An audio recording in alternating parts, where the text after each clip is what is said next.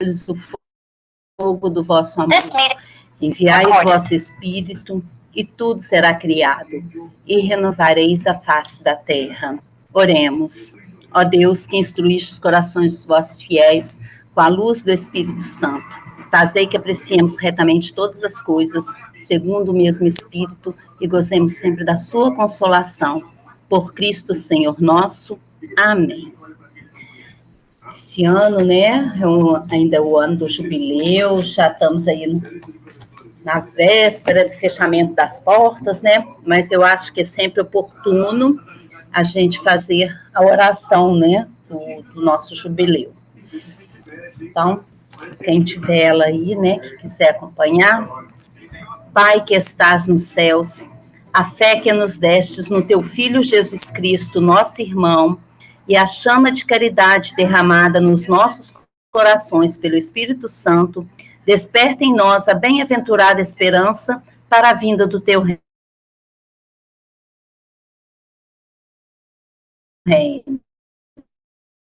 Faça-nos transforme, que fermentem a humanidade e o cosmos, na espera confiante dos novos céus e da nova terra. Quando vencidas as potências do mal,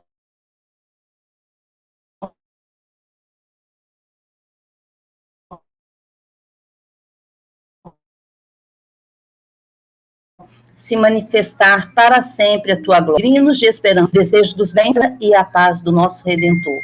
A ti, Deus bendito na eternidade, louvor e glória pelos séculos dos séculos. Amém. Seja muito bem-vindo, seminarista Jordano, à nossa escola de família, né? Como o André deve ter te falado, uma vez por mês, né? A gente tem essa escola e é sempre muito bom, né? Ouvir pessoas diferentes, com os temas diversos, que nos fazem crescer, né? Na nossa fé, no entendimento da nossa religião, para que assim também a gente possa servir melhor, né? Então, desde já, muito obrigada pelo pela sua prontidão em nos atender e estar aqui conosco. Obrigada, a palavra é sua. Boa noite para todos, a paz, espero que todos vocês estejam bem. Primeiro gostaria de agradecer pelo convite, mas estou sempre aí à disposição, foi por intermédio do André e do Padre Alisson, né? Então, a minha... Só vamos combinar o seguinte, isso, microfones desligados, obrigado. E eu estava preparando, né, um pouquinho sobre essa exortação da Dilexit para apresentar aqui na nossa diocese, numa reunião que a gente chama de CODIPA, né, que é uma reunião que é um conselho, né, um conselho diocesano de pastoral. Então, a pedido do coordenador nosso diocesano de pastoral, o Padre Jorge, eu preparei, o Padre Jorge o Padre Alisson ficou sabendo, compartilhou com o André, enfim. É o mesmo material que eu preparei, né? Não tenho uma formação específica, né? Eu sou seminarista, sou dentro da tempo de formação, eu sou formado em filosofia, estou no último ano de teologia, para ser mais específico, no último mês, né? Nas últimas semanas, com a graça de Deus. Então, desde já peço as orações de todos vocês, que no próximo ano aí deve ser um ano de ordenações, né? Com a graça de Deus. Então, eu vou compartilhar aqui com vocês a minha tela para a gente começar.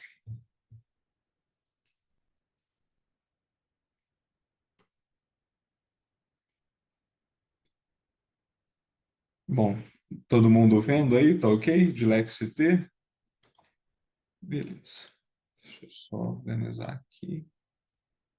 Ok. Então, qualquer coisa, vocês, por favor, façam aí as devidas interferências. Então, vamos lá. A exortação de Lexite é justamente uma exortação que o Papa está em continuidade, né, uma herança, digamos assim, do Papa Francisco. Né? O tema, então, é sobre o amor para com os pobres.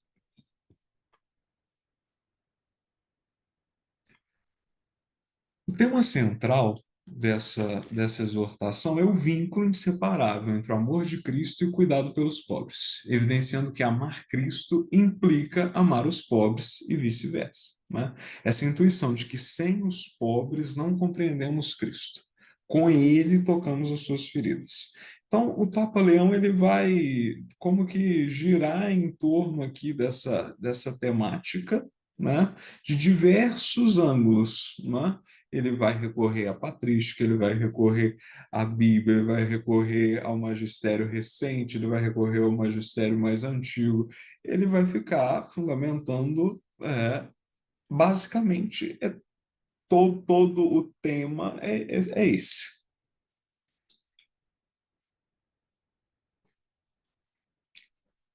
Então, aqui, logo no capítulo 1, ele coloca assim, algumas palavras, né?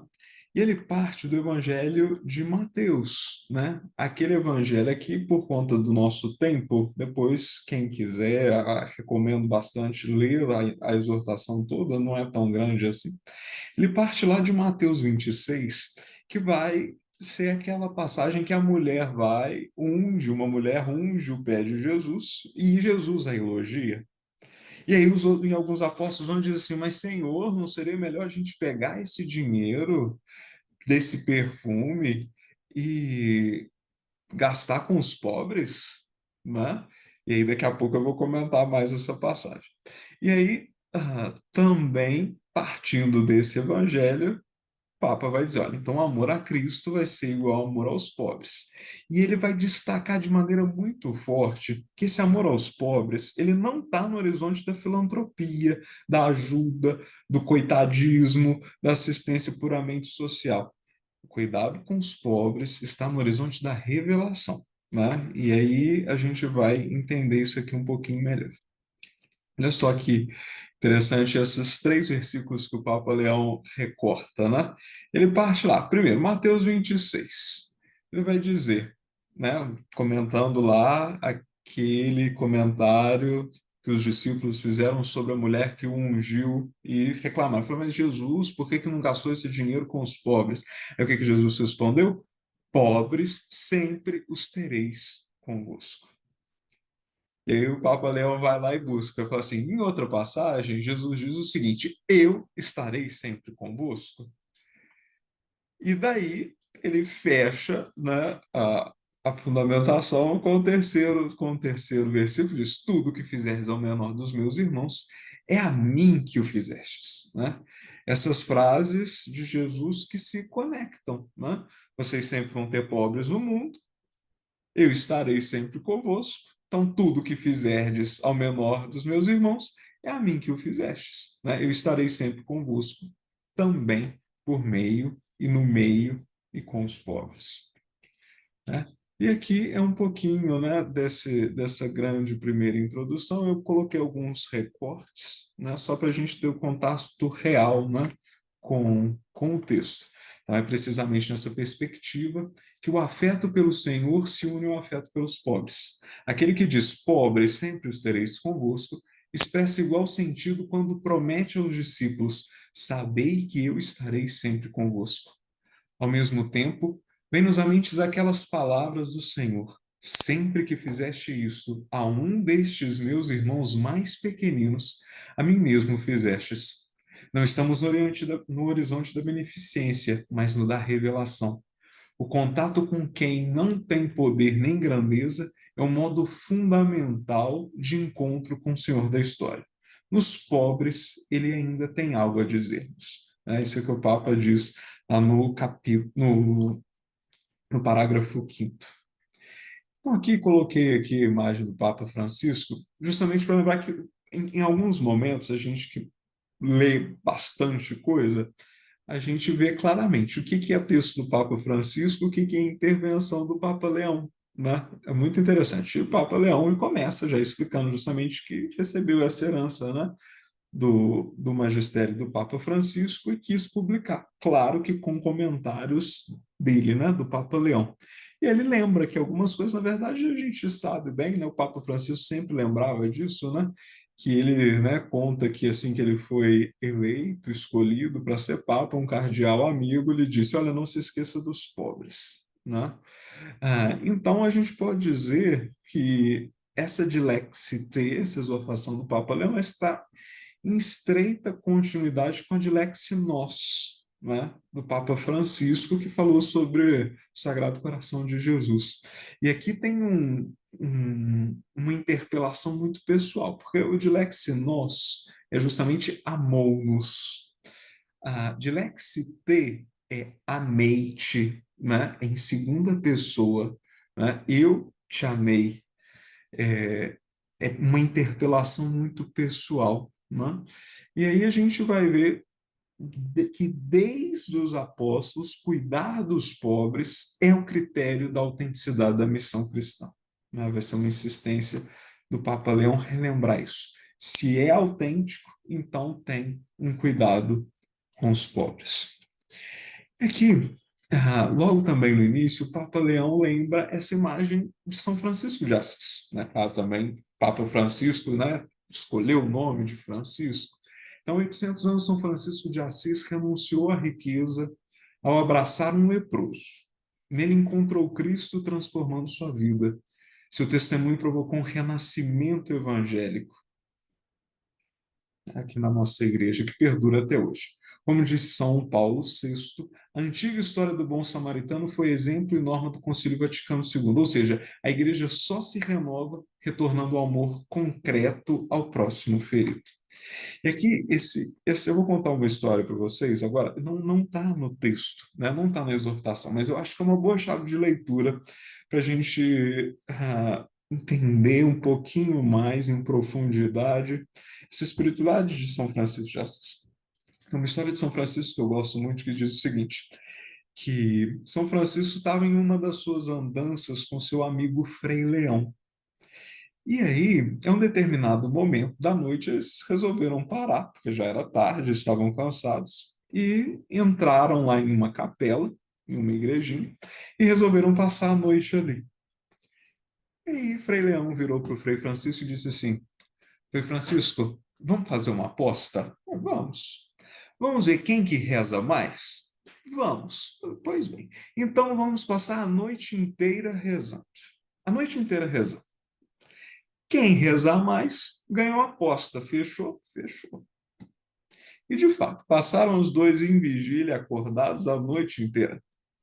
No dia seguinte, Frei Leão virou para o Frei Francisco e falou assim: Olha, Frei Francisco, eu não queria falar nada, não. Mas eu acho que eu ganhei a aposta, viu? Porque eu rezei. Aí disse tudo que rezou. Rezei isso, aquilo outro, papapá, papá, falou tudo. E aí o Frei Leão virou para o Frei Francisco e falou assim: Frei Francisco, Frei Leão, desculpa. Frei Francisco falou para o Frei Leão. Falei: Frei Leão, de fato, eu acho que o senhor ganhou a aposta. Porque eu só disse pai e fiquei o resto da noite vivendo a experiência de ser filho. Eu só disse pai e fiquei o resto da noite vivendo a experiência de ser. E aqui, meus irmãos, eu coloco essa chave de leitura justamente para colocar que a profundidade da compreensão de fraternidade universal de São Francisco de Assis brota de uma convicção profunda de ser filho. De ser filho. Essa compreensão profunda de que eu não sou filho sozinho. Se eu sou filho, ele também é filho, ela também é filho. Se somos todos filhos, logo somos todos irmãos. E precisamos viver como irmãos. Né? Não é uma dó simplesmente do leproso. Não é coitadinho do leproso. Não, ele é meu irmão. Ele é tão digno de amor quanto eu o sou. E nós somos amados por Deus, porque todos somos filhos. E aqui o Papa Leão começa, né, lembrando lá nas Sagradas Escrituras o clamor dos pobres, em Êxodo, capítulo 3º, versículo 7º. Eu vi a opressão do meu povo. Né? Existe uma identificação com o coração de Deus. Se Deus escuta o clamor do pobre, também nós somos chamados a ter um coração atento aos necessitados. E aí as Sagradas Escrituras vão destacar, desde o Antigo Testamento, Deuteronômio diz, se permanecermos indiferentes, o pobre clamará ao Senhor contra nós. Isso será pecado contra Deus. Ignorar o pobre nos afasta do coração de Deus. E aqui é um detalhe das Sagradas Escrituras muito interessante, não é, que eu gostaria de compartilhar com vocês. Também não está de maneira clara na exortação, mas a experiência do povo de Israel, a fundante, é a experiência do Deus, do Yahvé Deus, libertador. Não é? Porque a gente está acostumado a pegar as Sagradas Escrituras, não é? O primeiro livro, Gênesis, a gente tem essa ideia do Deus Criador já.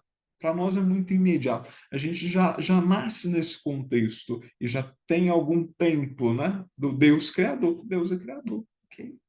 Mas a primeira experiência do povo, os primeiros escritos, não foi do Deus Criador, foi do Deus libertador. Não estou dizendo que são coisas diferentes, é a mesma coisa, mas a forma de compreender a fé, não é? É a experiência do Deus libertador. Em que sentido?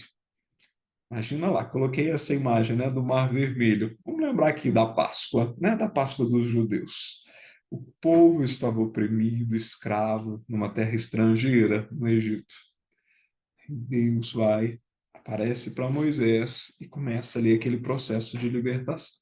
Até que na noite da Páscoa a gente tem aquela história toda do cordeiro que deve ser imolado, do sangue do cordeiro, enfim, até que o povo foge mesmo, está lá diante do Mar Vermelho, o Mar Vermelho está lá para ser ultrapassado, e aí Moisés vai, bate o cajado, o mar se abre e eles atravessam. E quando os egípcios precisam atravessar, eles não conseguem atravessar, a maré subiu.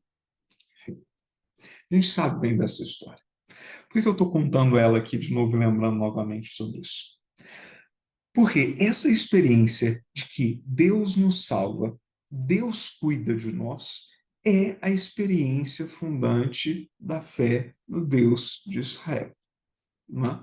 A experiência do Deus Criador ela é um pouquinho posterior, não é? Quando o povo já tinha construído um reino, né? Já tinha tido rei, já tinham construído templo, já tinha algum nível de estabilidade política, e que de repente perdem tudo, se veem exilados em uma terra estrangeira, isso 400, 500 anos depois dessa experiência do Mar Vermelho. E aí sim, quando eles se veem lá no exílio, longe da terra que conquistaram, longe de tudo, eles falam: puxa vida, nós estamos aqui sem terra, sem trono, né, sem rei, sem templo, Deus nos abandonou, ele não cuida de nós. E é aí que começa a fundamentação e a teologia do Deus Criador a ser desenvolvida. Enfim, que não vou entrar nesse assunto todo, mas aqui o meu ponto é só para dizer, a experiência do Deus libertador, Deus cuida, Deus liberta, é uma experiência muito, muito, muito antiga, é uma experiência fundante. E aqui, antes de passar para o próximo slide, eu só gostaria também de convidar, porque às vezes a gente tem essa como que indiferença diante das Sagradas Escrituras, no sentido de enxergá-la de uma maneira muito longe e distante de nós, como que é algo que não nos toca hoje, né?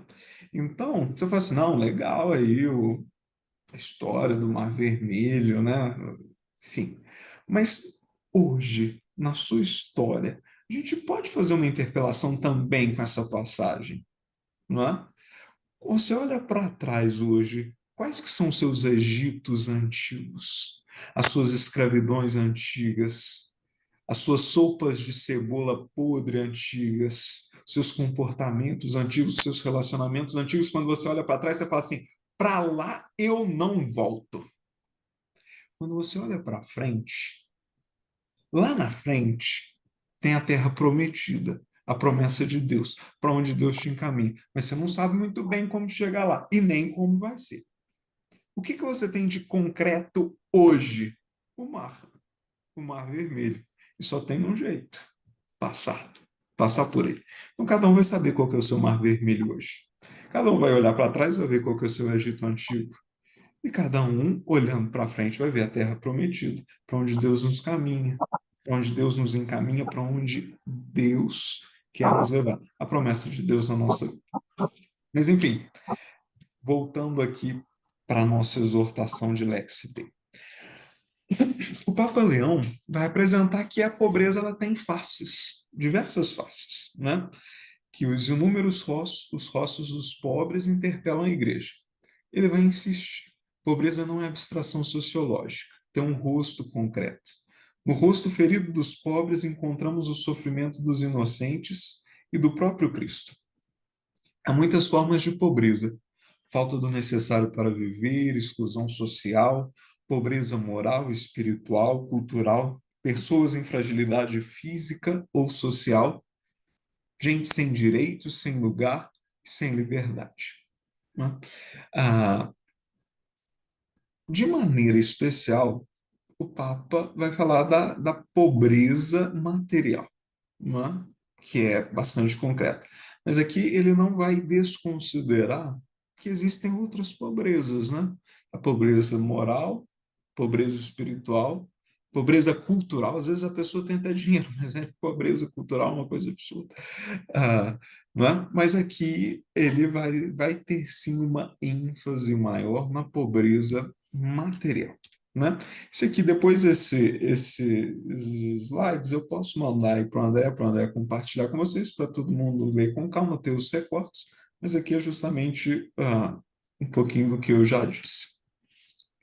E aí o Papa Leão, ele vai lembrar dessa imagem, e todo mundo aqui deve lembrar dessa imagem, ficou muito famosa, correu, né, o mundo, né, algum tempo atrás, alguns anos, é justamente daquela criança, né, migrante que morreu, né, na praia.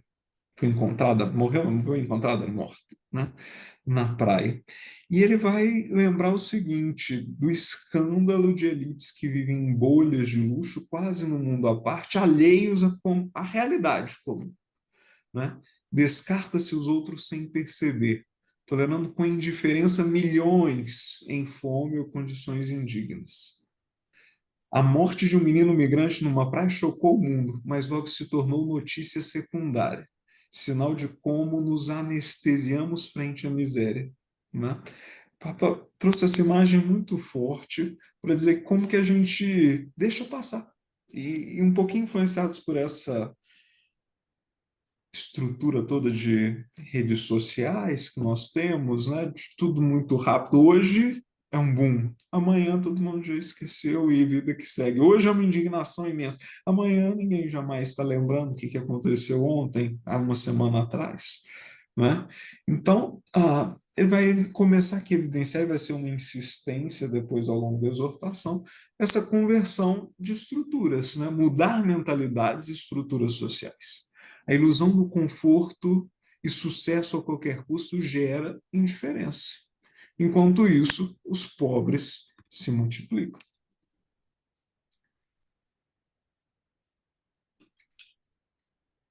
E aqui nós temos, então, o que ele vai chamar de pobreza estrutural. Né? Nas últimas décadas, cresceu o empenho contra a pobreza, mas ainda é insuficiente. Nossas sociedades seguem produzindo desigualdades profundas, fazendo surgir novas pobrezas, por vezes mais sutis e mais perigosas. Mesmo quando combatemos algumas, outras aparecem, por exemplo, exclusão digital, solidão urbana, entre outras. E o Papa insiste também nessa questão de que muitas vezes, a realidade da pobreza é minimizada, né? Houve um crescimento econômico global, porém sem equidade, gerando novas pobrezas. Não se pode medir pobreza apenas por critérios antiquados. Ele lembra lá o exemplo da eletricidade. Né? Um tempo atrás, quem não tinha eletricidade era considerado pobre. Quem tinha eletricidade era considerado muito rico. Hoje, ter eletricidade em casa não quer dizer que é riqueza. Né? Mudaram-se, né, os parâmetros. Né? A definição europeia de 1984 cita a pobreza como exclusão de uma vida minimamente aceitável na sociedade. E aqui, eu gostaria de fazer com vocês aqui um pequeno parênteses dentro da exortação para abordar um tema, porque no número 10 da Dilexit, ele vai dizer isso: novas pobrezas por vezes mais sutis e perigosas. Né? E nesse ano, de maneira especial, eu tenho estudado bastante sobre inteligência artificial. Né? Foi um tema que eu escolhi para falar um pouquinho no meu trabalho de conclusão de curso. Então, dentro lá dos estudos, algumas coisas ficaram assim, não é o meu objeto de estudo a questão da aplicação ética prática, mas eu preciso compartilhar com vocês para vocês verem algumas coisas aqui sérias, bastante sérias, né?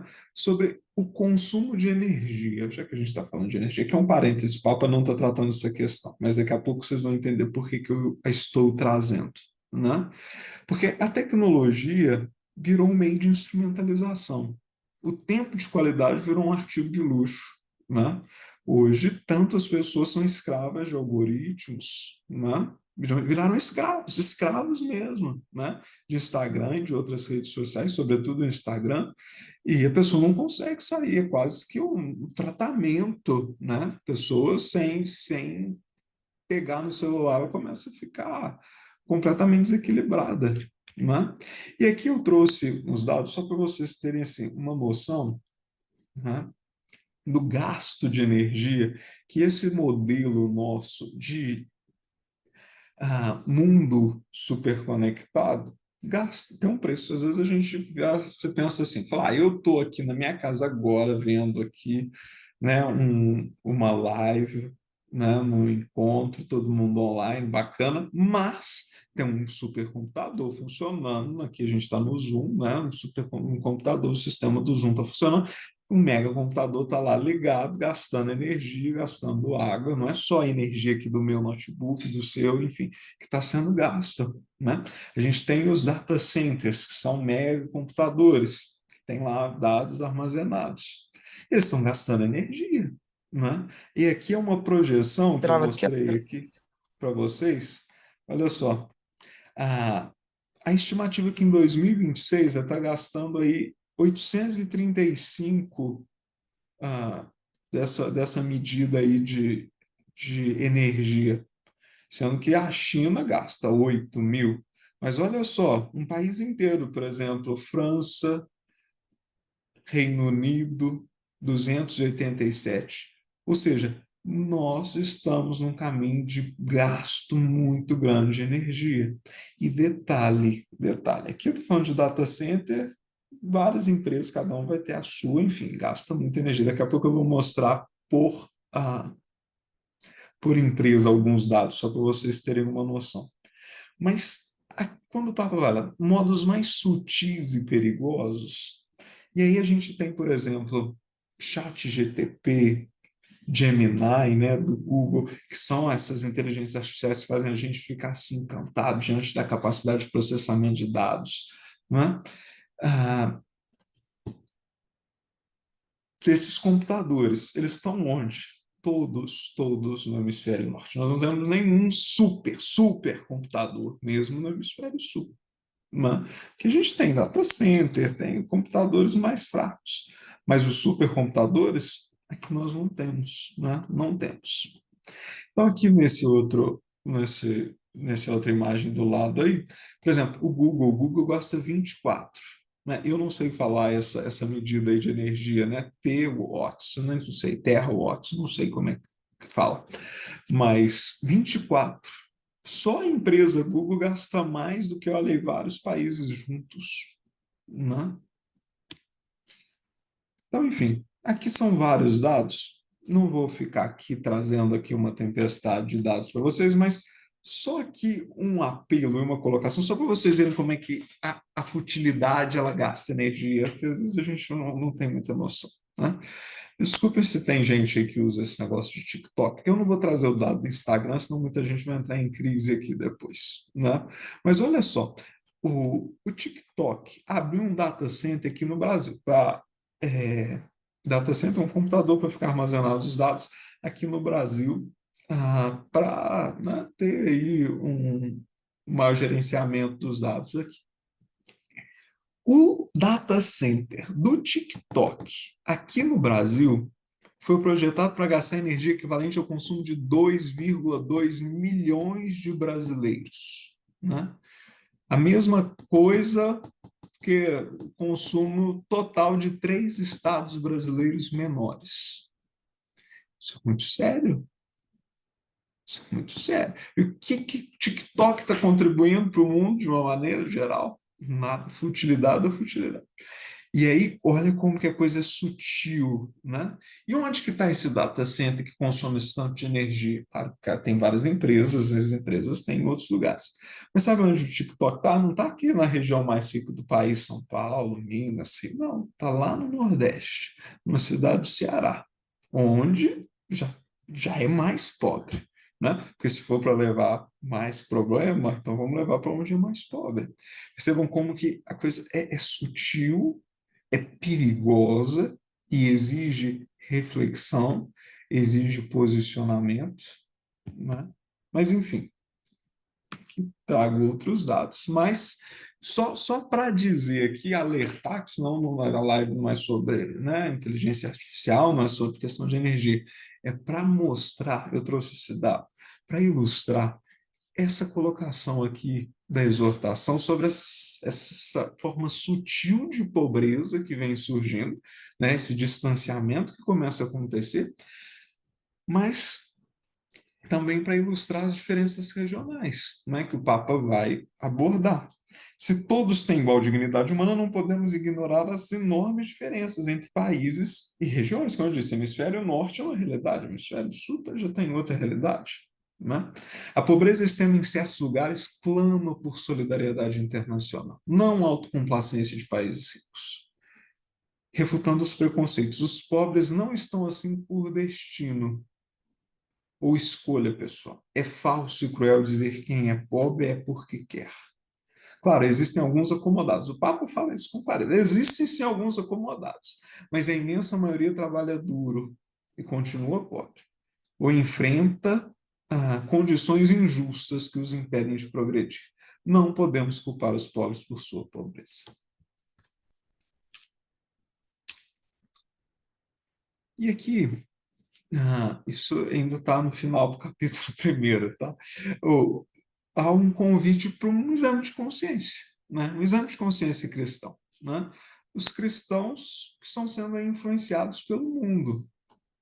O Papa adverte que até nós, cristãos, às vezes adotamos mentalidades mundanas, ideias políticas, econômicas que levam a generalizações injustas sobre os pobres. Quando a caridade é ridicularizada como coisa de ingênuos, perdemos de vista que a caridade é o núcleo incandescente da missão da Igreja. O parágrafo 15, né, da Dilexit. E voltar ao Evangelho. Diante desse desvio, a solução é relermos o mandato permanente. Cuidar dos pobres não é ativismo opcional, mas parte da identidade cristã.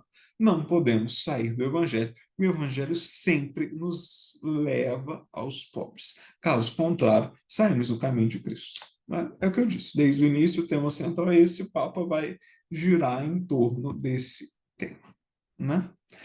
No capítulo 2, vai haver uma fundamentação bíblica, né, mais forte. Ah, Deus desce e se faz pobre, né? A encarnação, a pobreza da encarnação, a pobreza radical da cruz, a opção preferencial não é exclusivismo, indica compaixão ativa de Deus e pede à igreja posição decidida e radical pelos fracos. E desde lá do Antigo Testamento, como eu já disse, né, é Deus amigo e libertador dos pobres. Profetas denunciam culto sem justiça. Né, vai estar lá em Amós, em Isaías, o Papa vai trazendo isso, né, para dizer que no coração de Deus os pobres têm lugar preferencial. André, você pode ler para a gente? Enquanto isso eu tomo água. Deus é amor misericordioso e o seu projeto de amor que se estende e realiza na história é, primeiramente, o seu descer e vir estar entre nós para nos libertar da escravidão, dos medos, do pecado e do poder da morte. Com um olhar misericordioso, e o coração cheio de amor. Ele dirigiu-se às suas criaturas, preocupando-se com a sua condição humana e, portanto, com a sua pobreza, precisamente para partilhar os limites e as fraquezas de nossa natureza humana. Ele mesmo se fez pobre. Nasceu segundo a carne como nós e reconhecemos-lo na pequenez de uma criança recostada numa manjedoura e na extrema humilhação da cruz, onde partilhou a nossa radical pobreza, que é a morte. Por isso, compreende-se bem porque se pode falar também teologicamente sobre uma opção preferencial de Deus pelos pobres, uma expressão que surgiu no contexto do continente latino-americano, em particular na Assembleia de Puebla, mas que foi bem integrada no sucessivo magistério da Igreja. Esta preferência nunca diz respeito a um exclusivismo ou a uma discriminação em relação a outros grupos, que em Deus seria impossível. Ela pretende sublinhar o agir de Deus que, por compaixão, se dirige à pobreza e à fraqueza da humanidade inteira, e que, querendo inaugurar um reino de justiça, fraternidade e solidariedade, tem particularmente a peito aqueles que são discriminados e oprimidos, pedindo-nos também a nós, sua Igreja, uma decidida e radical posição em favor dos mais fracos. Obrigado, André. Bom, aqui eu reportei o parágrafo 16, justamente porque o Papa vai explicar. Nada melhor do que colocar as palavras dele mesmo, né, sobre essa preferência, né, que não é exclusivismo. Mas não faz assim, então, eu estou escolhendo uma parte, não. Exclusivismo é uma coisa, preferência é outra, né? E aqui esses termos aí, Puebla, né? Um pouquinho sobre isso, daqui a pouco eu vou explicar melhor. Mas aqui vamos seguir. Então, no início do seu ministério público, Jesus apresenta-se na sinagoga de Nazaré, lendo o livro de Isaías e aplicando a si mesmo a palavra do profeta. O Espírito do Senhor está sobre mim, porque me ungiu para anunciar a boa nova aos pobres. Ele manifesta-se, portanto, como aquele que no hoje da história vem realizar a proximidade amorosa de Deus, que em primeiro lugar é obra de libertação, para quem está prisioneiro do mal, para os fracos e os pobres. Então, aqui fazendo, né, um resumão, Cristo sendo rico fez-se pobre para nos enriquecer com a sua pobreza, né? Tem uma exclusão sempre marcante, né, na vida de Jesus. Sem lugar na hospedaria, ele teve que fugir para o Egito, né, seus pais, foi rejeitado em Nazaré, morre fora da cidade, né? A condição social de artesão, né? O filho do homem não tem onde reclinar a cabeça. E ele tem ali um programa messiânico, né? Boa nova aos pobres, né? Sinais de cura e misericórdia, e bem a bem-aventurança dos pobres. Vocês lembram aqui? Alguém aí lembra qual que é essa bem-aventurança? Quem acertar, a Liliane e o André vão dar um presente aí no chat. Não vale pesquisar, hein? Na internet. Bem-aventurados os pobres, por quê?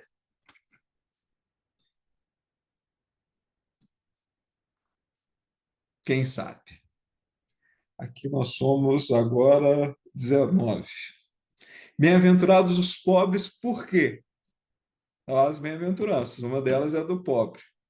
Quem sabe? Vamos lá, 10 segundos. Se não souber, a gente pesquisa.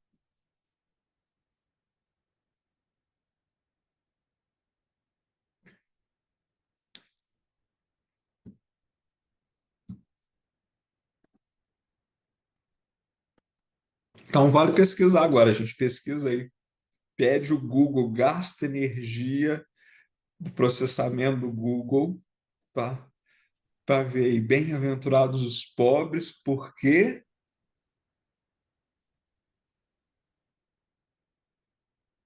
Porque deles é o reino dos céus. Muito bem, a Janete foi a primeira, logo depois o Sidney falou aqui quase no mesmo minuto, no mesmo segundo. Porque deles é o reino dos céus, porque deles é o reino de Deus. Né? Isso é sério, isso é muito sério, esse programa messiânico de Jesus. Então ele veio para anunciar a boa nova aos pobres, está lá, né, aqui esse trecho, né, que eu coloquei aqui, que é em Lucas 18, mas fazendo referência, ele lendo o profeta Isaías 61, capítulo versículo 1, e tem lá também as bem-aventuranças dos pobres. Bem-aventurados os pobres, porque deles é o reino dos céus, porque deles é o reino de Deus. Ou seja, Jesus é o Messias pobre dos pobres e para os pobres. De Lex T, parágrafo 19. Então, toda a história do Antigo Testamento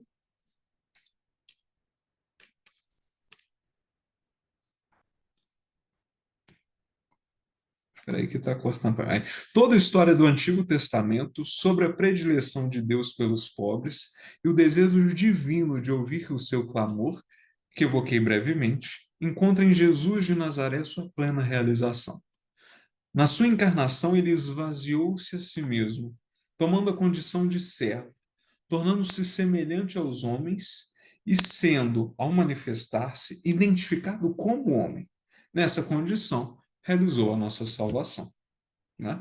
Esse trecho aqui também do Papa Leão é lapidar, né? Que vai mostrar justamente que o ápice da revelação de Jesus Cristo, que na sua encarnação tem aqui um tema teológico importante, né? A kenosis, ou seja, esse esvaziamento de si, tomando a condição de servo, tornando-se semelhante a nós, identificando-se com o humano, né? Ele toca a humanidade toda e por isso a redime. Né? E a misericórdia na Bíblia é um culto que vira cuidado, né? Amar a Deus e ao próximo. Quem não ama o irmão não pode amar a Deus. Tem a imagem do banquete evangélico, convidar pobres, aleijados, coxos e cegos, na Lucas capítulo 14. E o texto também forte, aquele que eu evidenciei logo no início, Mateus 25, né? Que é a regra prática da santidade, viver o texto sem atenuações, o que fazeis aos pequeninos é a mim que o fazeis.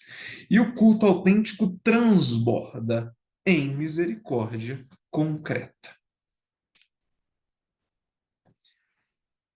Então, dando um passo na exortação, feito toda essa fundamentação, né, do Antigo Testamento sobre a imagem de Jesus, também dos evangelhos, e vai continuar ali na primeira comunidade, né, que é uma fé que age. Ele vai lembrar lá de São Tiago, né, fé sem obras é morta. Né? Tiago também denuncia injustiça salarial, também lá em 1 João. A diaconia organizada, teve lá a solução para as viúvas em Atos, capítulo 6. Paulo vai dizer, não esqueçam dos pobres. Ele organiza coletas, né, para os lugares mais necessitados. Deus ama quem dá com alegria. É um legado perene, um modelo bíblico para todas as épocas. Né? Então, do capítulo 2 era essa grande fundamentação bíblica. Passei aqui com razoável agilidade para a gente ter uma visão panorâmica da exortação toda, mas depois vale a pena, né, voltar aí nesses textos, é de uma riqueza imensa. Então, no capítulo 3, vai dizer, ó, uma igreja para os pobres. Né? Então, aí aqui ele já vai verificar no histórico da nossa igreja um caminho, né? Desde o início, ele vai sair partindo lá da patrística, né, dos padres da igreja, buscando mostrar essa atenção e o cuidado dos pobres, com os pobres que a igreja sempre teve. Né? E aí tem lá. Desde cedo, os santos pastores entenderam que o pobre é lugar de acesso privilegiado a Deus. A caridade não era vista por eles como simples virtude moral e individual, mas como expressão concreta da fé no Verbo encarnado. A comunidade cristã, animada pelo Espírito, via os pobres não como um apêndice ou problema, mas como parte essencial do corpo de Cristo. A Dilex T cita Santo Inácio de Antioquia, exortando os fiéis a não agirem como hereges insensíveis, que não se preocupam com o amor nem com a viúva, o órfão oprimido. São Policarpo recomendava especialmente aos presbíteros o cuidado dos pobres, pedindo que fossem misericordiosos com todos, não deixando de parte a viúva, o órfão necessitado. Esses testemunhos levam o Papa a afirmar que a Igreja, já nos primeiros séculos, se configurava como mãe dos pobres, lugar de acolhimento e de justiça. Enfim, deve ter uma longa fundamentação, fiz aqui um resumão para nós, né? Vai falar, São Lourenço, né, diácono, que os pobres são os tesouros da Igreja, Santo Inácio de Antioquia e São Policarpo, vamos dizer, a caridade é um critério da ortodoxia, São Justino Marte, a liturgia inseparável da partilha, são João Crisóstomo, honrar o corpo de Cristo no altar e no pobre. Deus quer almas de ouro. Santo Ambrósio e Santo Agostinho, a esmola como justiça, um bem comum, é um caminho de conversão. A chave, então, a caridade é o critério do verdadeiro culto. Rigor sem misericórdia é uma palavra vazia. E depois, né, desse, é claro que aqui lá na exortação ele trabalha muito com muito mais profundidade, mas como eu disse, só para a gente ter uma visão panorâmica. E aí ele vem, assim, uma verdadeira enxurrada de exemplos. Ele vai lembrar lá das ordens mendicantes, São Francisco de Assis novamente, os franciscanos, ele vai lembrar de tantas obras já modernas, vai lembrar, por exemplo, aqui na nossa diocese, nós temos as Camilianas, né, de São Camilo, e vai lembrar dos movimentos populares, vai lembrar também da espiritualidade monacal, né, como os mosteiros como espaço de acolhida, de fraternidade, de amparo aos pobres, desde lá da Idade Média, né? Às vezes, hoje tem uma visão tão deturbada dos mosteiros, né? Que ele vai retomar essa imagem bonita dos mosteiros como espaço, de fato, de acolhida. A santidade cristã, em todos os tempos, tem um traço comum, a misericórdia concreta para com os pobres. E aqui dos tantos exemplos que o Papa Leão vai colocar lá, eu fiz um recorte de um, só para a gente compartilhar aqui, para, né, iluminar a nossa reflexão. Ele recorta, esse recorte está lá na Dilex Cité. É um recorte de uma frase, né, de Santa Teresa de Calcutá. Santa Teresa diz o seguinte: queremos proclamar a boa nova aos pobres de que Deus os ama, de que nós os amamos, de que eles são alguém para nós, de que eles foram criados pela mesma mão amorosa de Deus para amar e ser amados. Os nossos pobres são ótimas pessoas, pessoas muito amáveis. Eles não necessitam da nossa pena ou compaixão. Eles precisam do nosso amor compreensivo. Eles precisam do nosso respeito. Eles precisam que os tratemos com dignidade. Olha só, o amor de Santa Teresa pelos pobres fazia com que ela se ocupasse não somente de atender às suas necessidades materiais, mas também de lhes anunciar a boa nova do Evangelho. Isso que é fundamental. E aqui esse trecho é justamente um trechinho das palavras que São João Paulo II disse na canonização de Madre Teresa, Santa Teresa de Calcutá. Disse São João Paulo II. Onde foi que Madre Teresa encontrou a força para se dedicar completamente ao serviço do próximo? Encontrou-a na oração e na contemplação silenciosa de Jesus Cristo. Ela mesma disse: o fruto do silêncio é a oração. O fruto da oração é a fé. O fruto da fé é o amor. O fruto do amor é o serviço. O fruto do serviço é a paz. Era uma oração que enchia o seu coração com a paz de Cristo e lhe permitia irradiar essa paz aos outros. É interessante a gente lembrar aqui uma imagem. Não sei se vocês já tiveram a oportunidade de conhecer um pouquinho mais da história de Santa Teresa de Calcutá. Na sua biografia, ela conta que passou a maior parte da vida sem sentir fé. Uma outra Santa Teresa, né, da modernidade tardia, Teresinha, menino Jesus. Mesma coisa.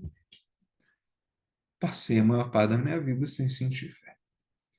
Agora, meus irmãos, olha só, aqui agora é uma provocação minha, né? Isso aqui não está diretamente no texto também. Provocação minha. Como que Madre Teresa de Calcutá, como que a gente pode ler isso e não se incomodar?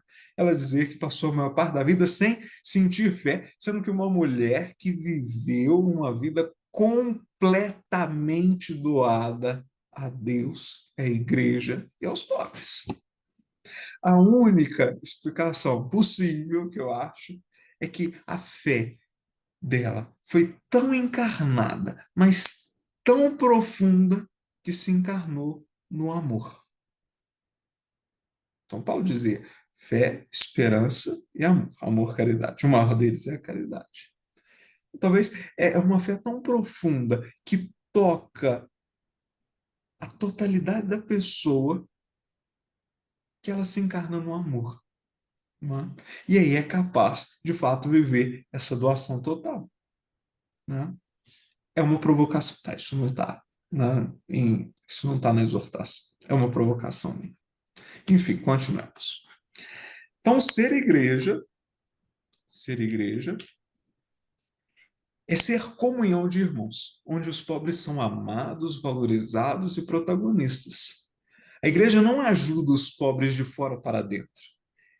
Ela é pobre com eles e neles, reconhece o seu tesouro e o seu desafio. Quando age assim, torna-se um sinal luminoso do reino de Deus no mundo. Quando não, corre o risco de trair sua missão. Como dizia o beato Oscar Romero, uma igreja que não se une aos pobres para denunciar as injustiças contra eles não é verdadeiramente a igreja de Jesus Cristo.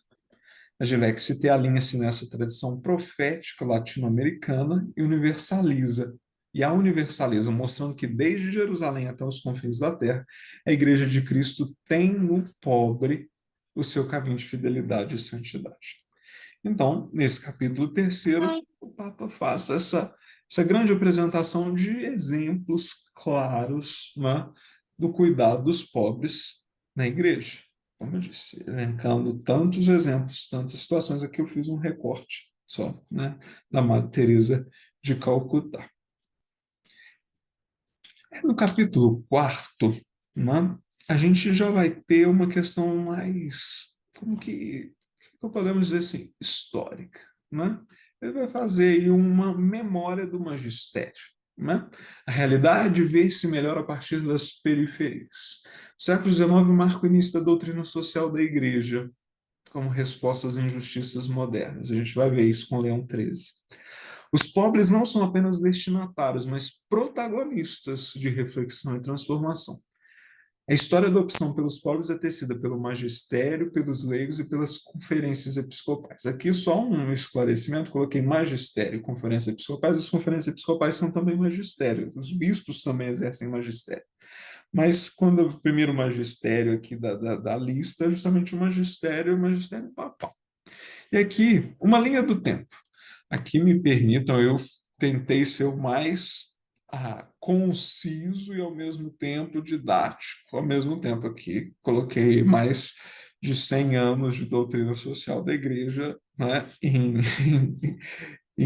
um slide. Né? Não é minha opção, não é meu objetivo explicar tudo, mas só para a gente ter uma noção aqui do desenvolvimento. Né? A gente começa lá, renovaram com Leão XIII, né? A primeira, essa marca forte, né, da justiça no trabalho, dignidade do operário, em meio às tensões ali da pós-revolução industrial, um mundo em ebulição, em mudança, uma situação intolerável de muitos operários na indústria. Né?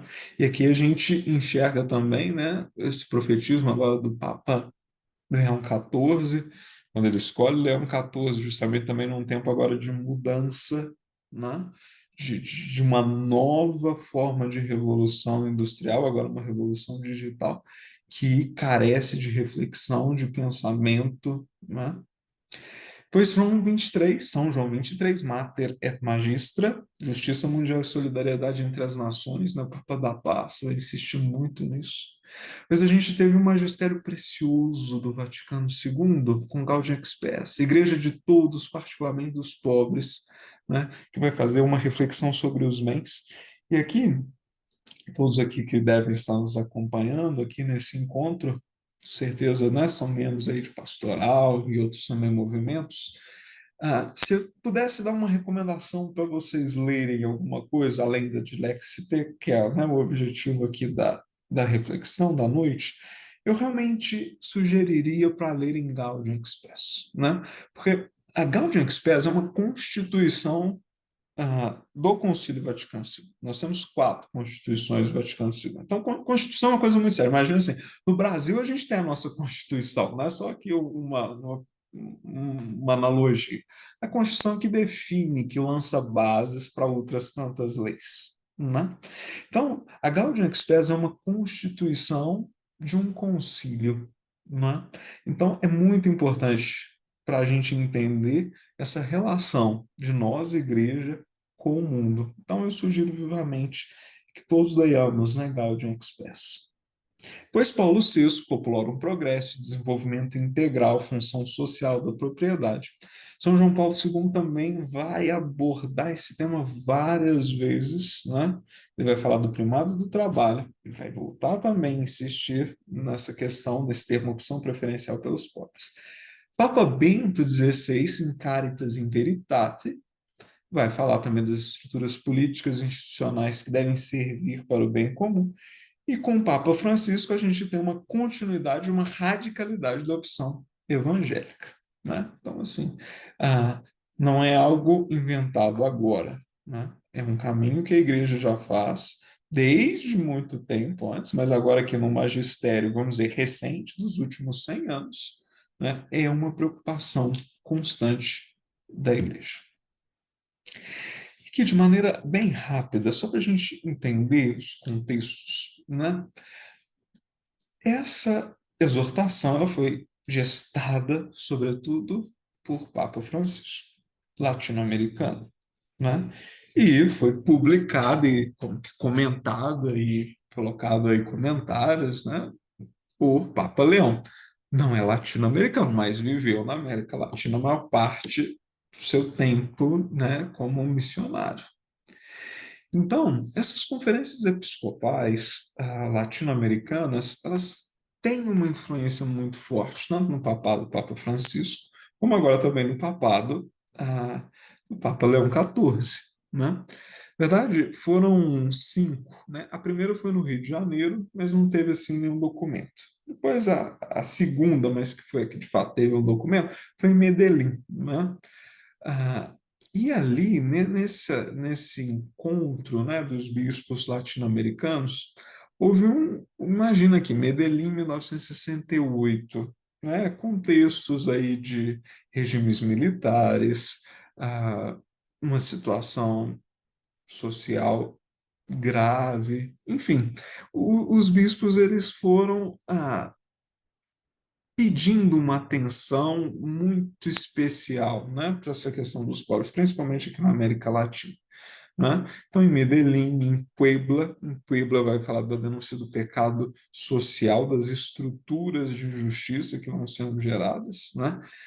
Depois, em Santo Domingo, houve uma tentativa de uma atualização de Medellín e Puebla, porque já tinha passado, né, aquele período todo ali dos regimes mais autoritários, enfim, mas continuava aquela tensão com o liberalismo, urbanização acelerada, aquela questão toda também de Guerra Fria, né, de ameaça de comunismo, enfim, um, um período muito complicado, muito complicado. Mas de todos esses documentos, talvez o mais importante para nós hoje, que talvez continue ecoando de maneira bastante clara, é o documento de Aparecida, né, 2007. Os pobres como sujeitos ativos da evangelização. Tanto é que o Papa Francisco teve, assim, uma influência muito grande no documento de Aparecida. né? Ele foi um dos redatores, né? E Aparecida teve a presença na época do Papa Bento XVI. Então, é um documento, assim, lapidar, muito interessante. Vale também muito a pena ler, né? Ah, enfim, isso tudo para dizer. A opção pelos pobres é cristológica e eclesial. Não pode ser ideológica. Tem gente que diz que faz opção por pobre, mas é uma opção ideológica, né?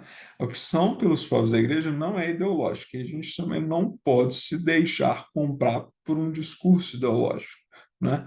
A nossa opção pelo pobre é uma opção cristológica, né?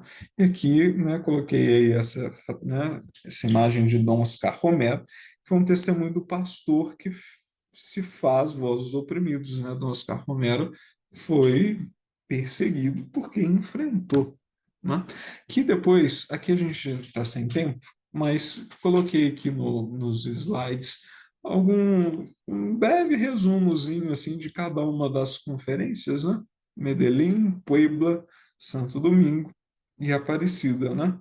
Que, como eu disse, essas outras aqui, Medellín, Puebla, já são realidades. Não vou dizer que foram faladas coisas que já são assim ultrapassadas, mas muito forte para aquele tempo, né?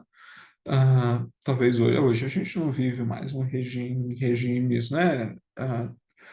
Pelo menos uma parte da América Latina não vive em regimes, né, militares, enfim, nesse sentido de repressão, de liberdades individuais, mas Aparecida continua bastante eloquente e bastante atual para nós hoje. Mas, enfim, ah, isso tudo para dizer dessa forte influência, sim, latino-americana nesse documento. Tá? E aí, nós estamos aqui no enxurrado de desafios, né? Que vamos convidar, e o Papa vai nos exortar a uma conversão, que brota, sim, de uma conversão pessoal, obviamente, mas que essa conversão pessoal ela tem que ter reflexo na sociedade. A ideia de que o meu pecado, meu pecadinho, ele só afeta a mim mesmo, é uma visão muito, muito egoísta ainda, né? O pecado, ele é pessoal, sempre uma escolha minha, sua. O pecado é pessoal. Mas a consequência do pecado não é só na minha vida.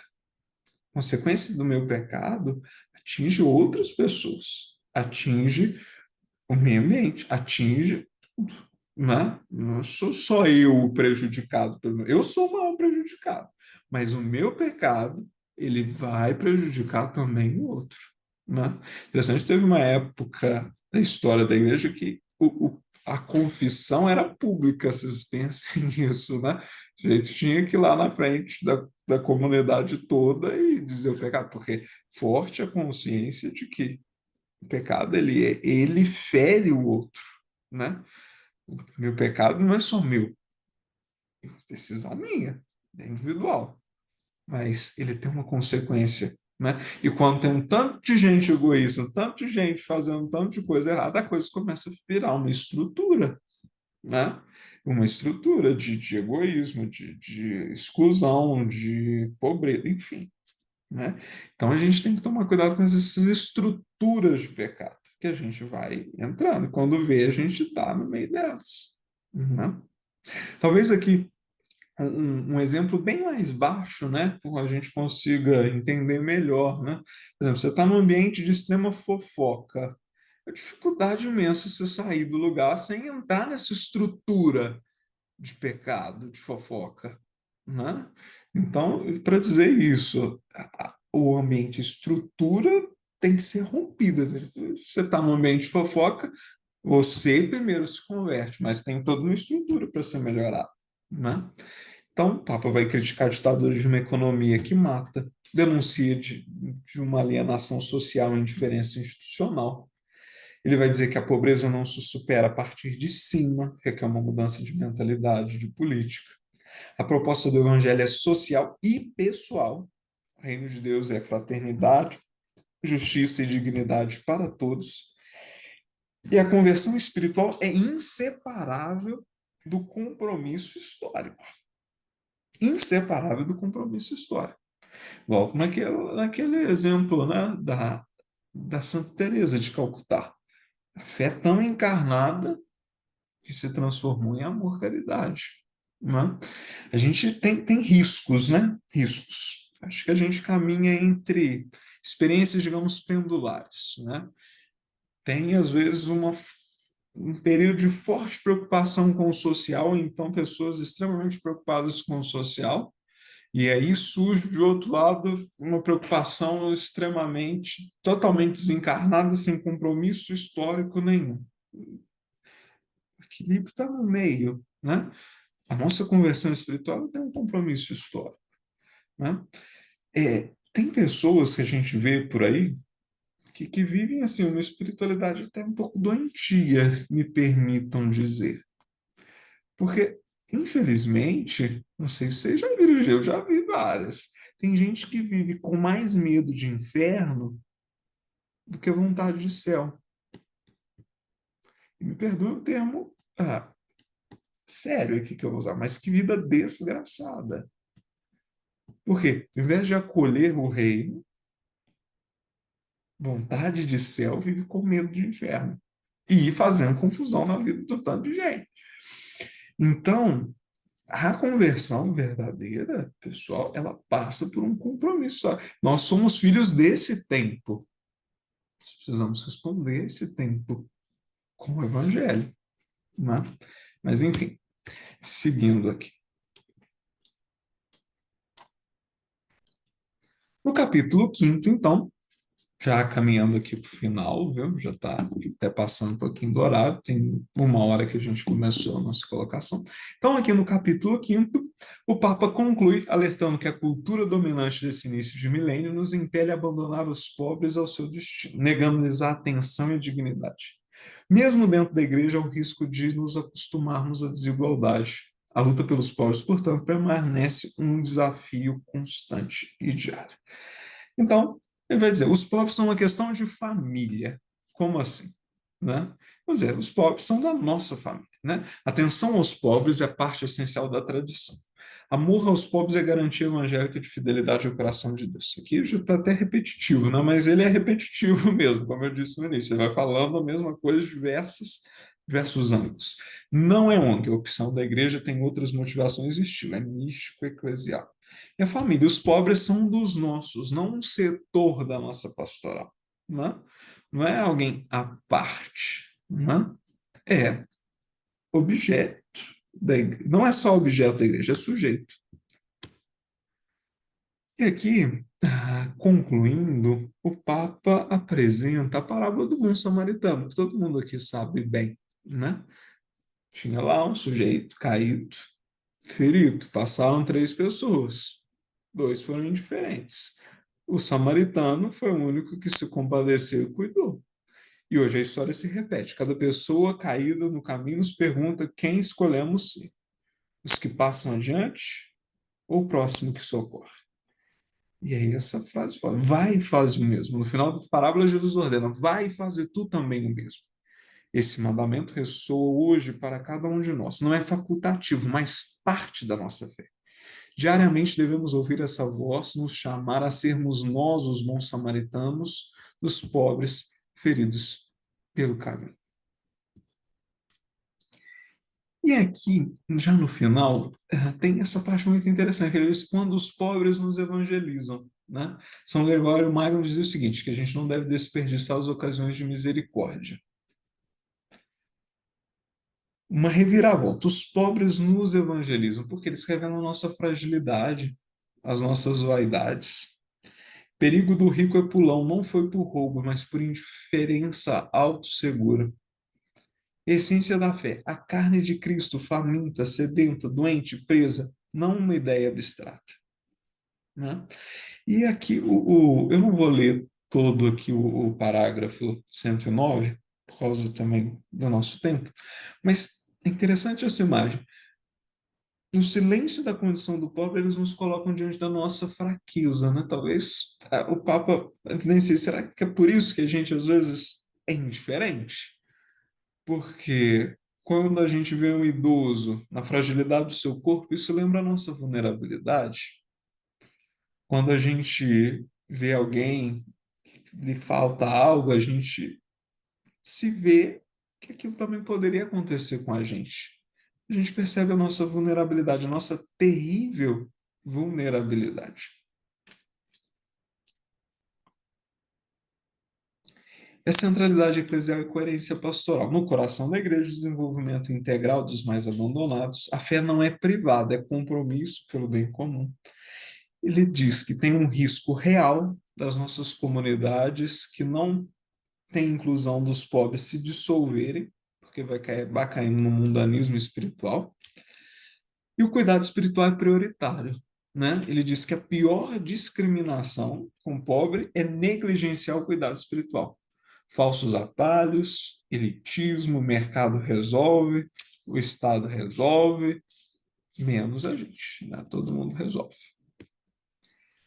E no finalzinho já ele vai e lembra da esmola. Mas antes de falar da esmola, ele vai deixar bem claro: o trabalho digno é o melhor auxílio. Trabalho digno. Mas enquanto o trabalho digno não chega, a esmola é um encontro que é necessário. Né? Ele cita São João Crisóstomo, que dizia que a esmola é a asa da oração.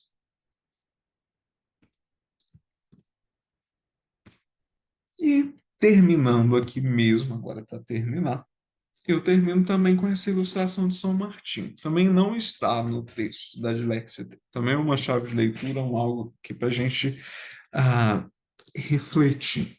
Né? Todo mundo aí está conseguindo ver bem a imagem? Não sei se todo mundo conhece a história de São Martinho.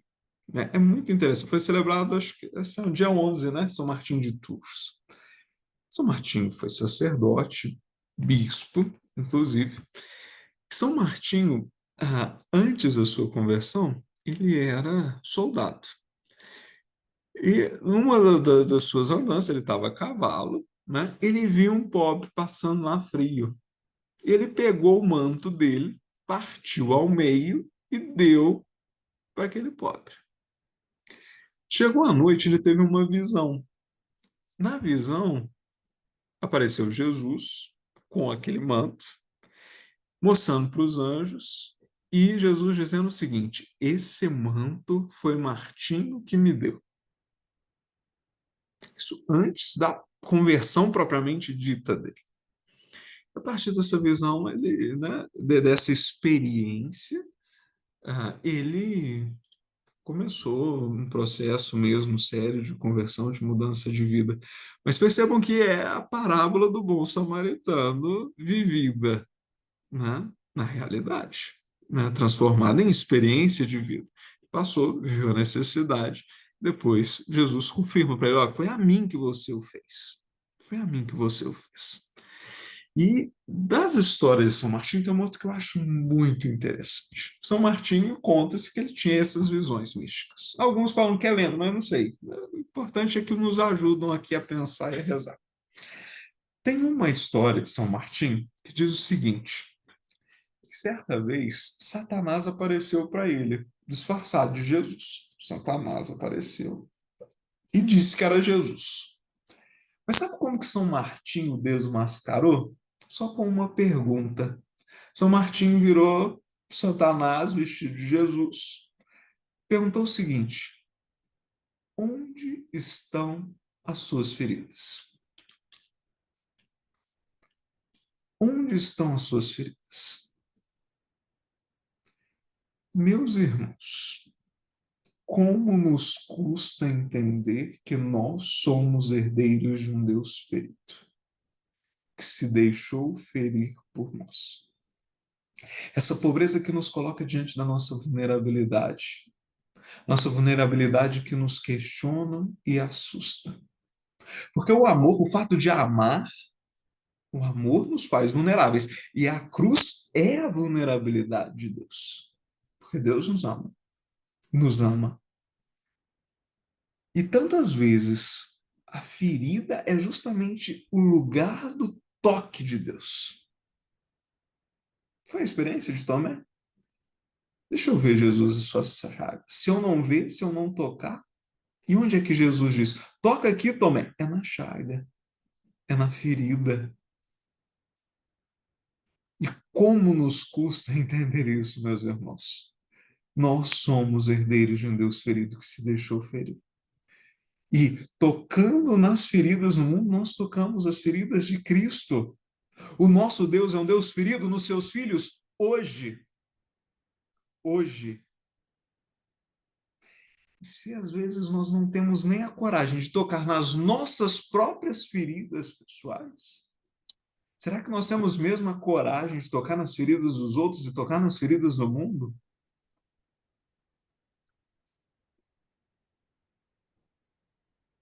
Enfim, termino, né, com essa provocação. E agora, o último slide mesmo, tá?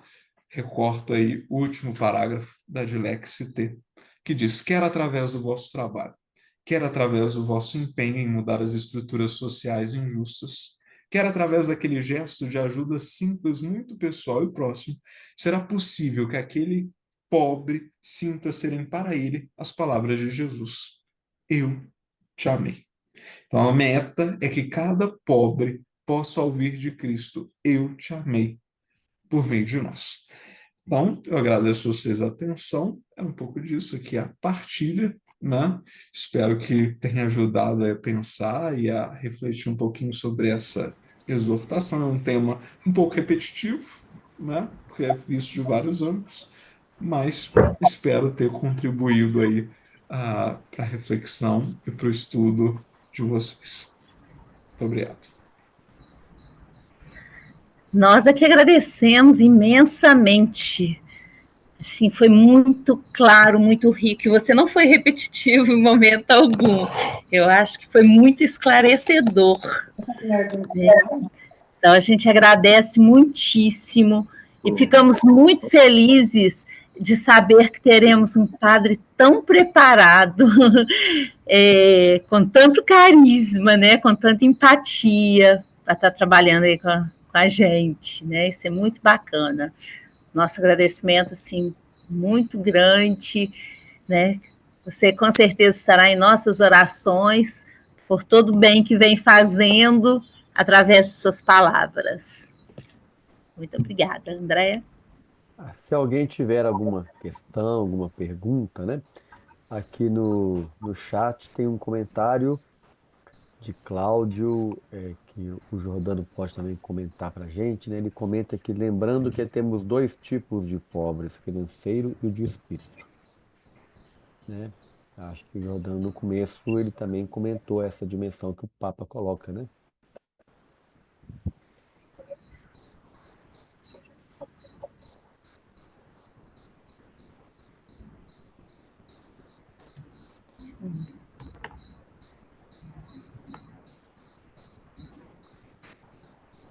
Se o Jordano quiser comentar isso, enquanto alguém coloca mais alguma questão, alguma pergunta.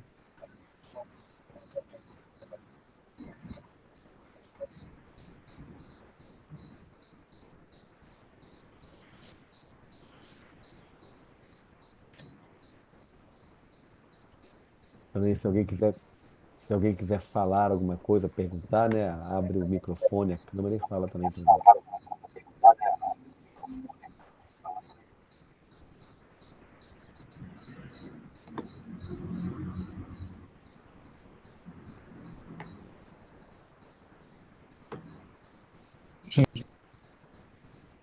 Não estou te ouvindo, Jordano. Ah, tá. Enquanto isso, comentar mais alguns que estão colocando aqui, ó. A Magali comentou, excelente reflexão. Janete colocou, muito obrigada, Jordano, que Deus te abençoe. Te conhecemos através do Padre Jorge Barroso, muito dedicado na sua missão em vocação. Muito bem. Pessoal, vocês estão me ouvindo agora? Eu consegui falar o tempo todo, mas na hora de escutar vocês eu não estava ouvindo. Só um minutinho que eu vou tentar resolver aqui Tá bem, rapidamente. tá bem.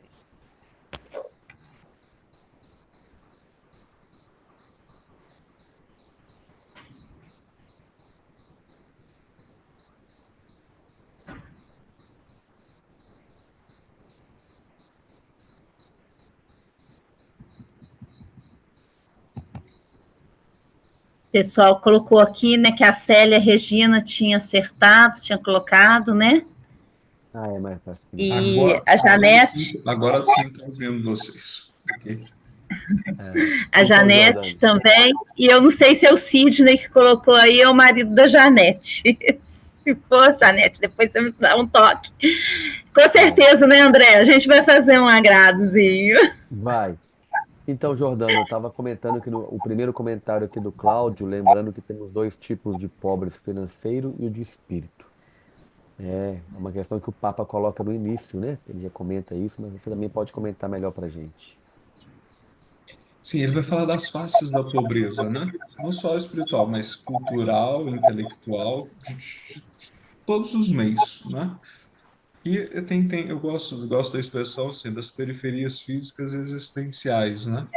Então, assim, em algum nível, todos nós temos nossos níveis de pobreza, né? Tem áreas que precisam de enriquecimento, mas existe sim dentro da carta, dentro da exortação, um apelo especial à dinâmica da pobreza material. Ok? Aqui também o Sidney comentou agora aqui embaixo. Importante a menção de que a preocupação pelos pobres é cristológica e não ideológica. Isso, o Papa deixa isso muito claro. Ele faz questão de fazer um histórico desde das Sagradas Escrituras, passando por toda a história da igreja, para dizer que o amor ao pobre, o cuidado ao pobre é condição, né, da autenticidade da missão cristã, Isso. né?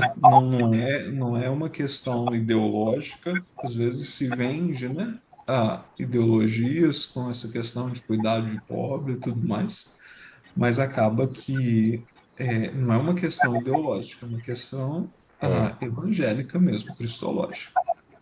a igreja é anterior a qualquer partido político, a qualquer ideologia, a qualquer ideia, a qualquer linha aí de política. A igreja é anterior a isso porque a opção pelos pobres é cristológica, né?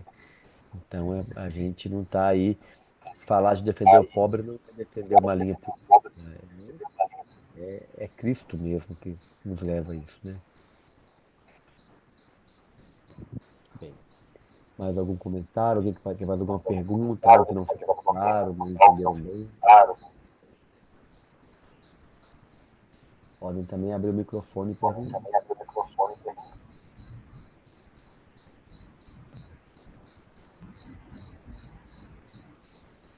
Cláudio está aqui agradecendo a oportunidade, de permitir que possamos participar.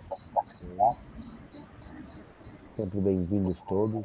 A gente sabe que aqui neste grupo, embora seja uma escola de família da diocese, mas pessoas acompanham de vários locais do Brasil e também depois vão assistir gravados no YouTube em vários locais também. Então acabou que a nossa iniciativa na diocese está beneficiando muito mais do que a gente esperava também. A Vera com o Márcio, que são os coordenadores da província, né, da Pastoral Familiar da província de Juiz de Fora, estão aí sempre com a gente, estão aí hoje também. Bem-vindos, né? Gisele agora colocou.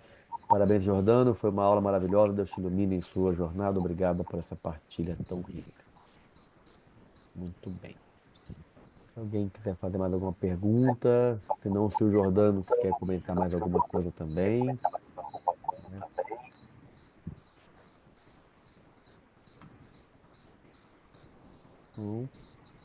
Então, Liliane, passa a palavra. Bom, só falando aí para a Célia, para o Sidney, que não é o marido da Janete, entrar em contato comigo, né, ou com o André, depois a gente vê aí, né, um agrado. Então, mais antenados aí. A Janete a gente tem um contato direto, né? Mas, mais uma vez, a gente gostaria de agradecer imensamente, Jordano, como o André falou, né? Às vezes no dia não tem tantas pessoas, mas a aula fica gravada e muitos estão repassando e vendo e participando em grupos também. Tem muitos locais que o pessoal se reúne Então, às vezes tem um computador, um telefone só logado, mas tem várias pessoas assistindo, participando junto.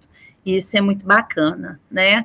É bom saber, né, que está tendo, né, essa repercussão, e isso é muito legal. A gente fica muito feliz, né, por você ter aceitado esse convite, por ter estado conosco, poder partilhar tanto conosco. E eu queria pedir para você fazer um encerramento mesmo, dando a bênção para a gente. A bênção eu ainda não posso dar, mas eu termino sim com uma oração, né? Uma bênção como irmão, sim. Então, queremos agradecer a Deus pela oportunidade da partilha, pela oportunidade de estarmos juntos, né, mesmo que por meios digitais. Entregamos para Ele a nossa vida, a nossa vocação, os nossos dons, os nossos sonhos, os nossos projetos, sobretudo as nossas fragilidades. Que nós tenhamos a coragem, né, de tocar as nossas feridas e tocar as feridas do mundo, e para ir bem nas feridas podermos encontrar o Cristo, né? Encontrá-lo. Então, rezemos aqui, né? Terminando esse nosso encontro, rezemos uma Ave Maria, Nossa Senhora que soube, né? Viver essa pobreza e deixar-se encontrar pelo Criador, ser a mãe do nosso Redentor, que ela nos ajude. Ave Maria, cheia de graça, o Senhor é convosco. Bendita sois vós entre as mulheres, e bendito é o fruto do vosso ventre, Jesus. Santa Maria, Mãe de Deus, rogai por nós, pecadores, agora e na hora de nossa morte. Amém. Glória ao Pai, ao Filho e ao Espírito Santo, como era no Era no princípio, agora e princípio, agora e sempre. sempre. Amém. Amém. Estivemos todos reunidos em nome do Pai, e do Filho, e do Espírito Santo. Amém.